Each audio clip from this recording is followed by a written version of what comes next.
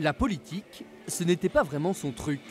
Il y a quelques mois, c'est presque par hasard qu'Anthony Renard s'est engagé pour Emmanuel Macron. J'ai été assisté à son premier meeting avant qu'il se déclare candidat au Mans.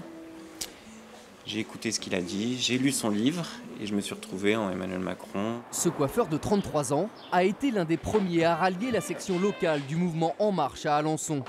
Malgré son inexpérience, il en devient l'un des cadres, inimaginable dans un autre parti.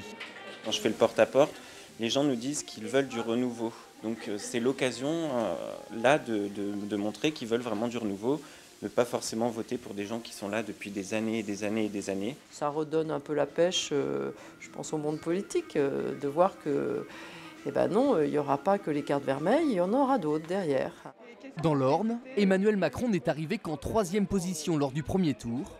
Alors, sur le terrain, ses militants doivent convaincre. Vous allez pour m'apprendre ça, l'âge que j'ai quand même. Non, je ne veux pas rien vous apprendre, je veux rien vous apprendre, j'essaye de vous convaincre d'aller voter. Ophélie Le Rouge est une jeune Parisienne récemment installée dans le Perche.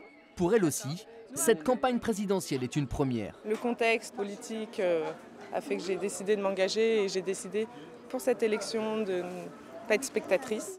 En juin prochain, Ophélie Le Rouge sera peut-être la candidate d'En Marche lors des élections législatives. Ce serait un sacré défi pour cette jeune femme, totalement inconnue des électeurs.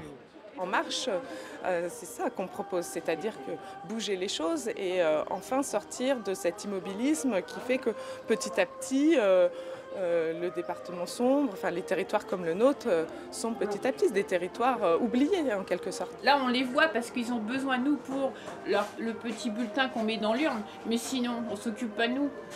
Faire confiance à du nouveau, c'est pas... Non, je suis trop déçue de la politique. Honnêtement, c'est la dernière fois que je vote.